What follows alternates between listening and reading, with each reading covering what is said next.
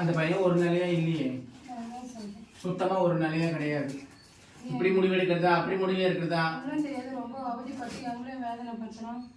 அதுக்கு அம்மன் தான் ஒரு இது பண்ணி அவனை நல்ல முடிவை எடுக்க வச்சு, அவன் எடுக்கிற முடிவு நான் தப்பானதுன்னு சொன்னாலும் புரிஞ்சுக்க மாட்டேன். அவனுக்கு புரியாத வயசு இது. நம்ம எவ்வளோ இந்த கடவுளை கும்பிடுறோம்னா அவங்க அப்பா எத்தனை கோயிலை சுற்றுறாரு. எதனா அவன் அதுக்கோசரமாச்சும் அவருக்கோசரமாச்சும் நல்லது செய்யணும்ல.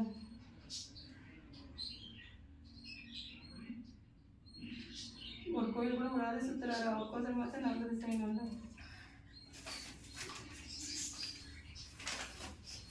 இப்போ 10 நாளாக தான் அவன் மனசு அப்படியே மாறி போய் ஒரு மாதிரி எங்களை வேதனைப்படுத்தி முடிக்கிறான்.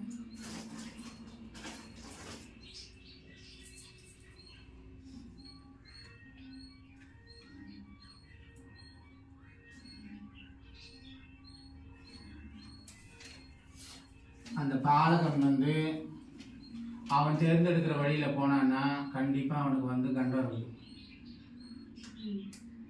அது நீங்கள் தானே தடுத்து நிறுத்தி எனக்கு இது பண்ணணும். போகணும்னு சொன்னால் என் பேச்செல்லாம் மீற மாட்டேன், இது பண்ணுறானே என் மேலே தான் இதுவாக இருப்பான். இப்போ நீ தேவையே இல்லை, நான் தேர்ந்தெடுக்கிற வழிதான்ற மாதிரி போகிறான். நீங்கள் தானே அவனை இது பண்ணி எதிரும் புதிரமாக தான் இருக்கலாம்.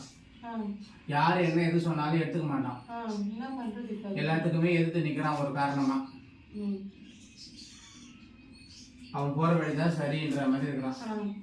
அந்த கரெக்டாக இருக்கிறதுன்றப்ப அதை தடுத்து தானே நிறுத்தணும். கடவுள் எங்களால் முடியல, அடுத்தது என்ன பண்ணணும்? அவங்க அப்பாவனால இவ்வளோ கடவுளை கும்பிட்றோம், இவ்வளோ கோயிலை சுற்றுறோமே, அதுக்கு எதனா ஒரு முடிவு சொல்லணும்ல. அதுக்கு முடிவு வந்து சோழி எந்த பதிலுமே சொல்லலை. அம்மா வரவழைச்சு தான் கேட்கணும். கொஞ்சம் பொறுமையாக போய் உட்காருங்க, நான் சாமி வரவழைச்சு சொல்கிறேன். சோழிக்கிட்ட பரிகாரம் எதுவுமே இல்லை. இதுக்கு என்ன வழி அப்படின்னு கேட்டாலும் சோழி வழி சொல்லலை.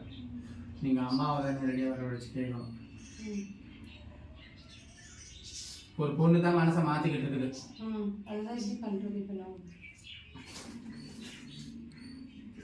இப்போ அந்த பொண்ணோட வலையில தான் சிக்கியிருக்கலாம். அதை தான் சொல்கிறேனே, அம்மா வரவழைச்சு தான் கேட்கணும். சோழி அந்த விஷயத்தை போய் கேட்டோன்னா பதில் சொல்ல மாட்டேன்னுது. நீங்கள் இப்போ சாமி வர வச்சு கேட்க, நான் வர வைக்கிறேன், நீங்கள் கேட்குறத கேளுங்க சாமியாண்ட, புரியுதுங்களா? கொஞ்ச நேரம் அப்படி உட்காருங்க, நான் பார்த்துட்டு வந்தேன்.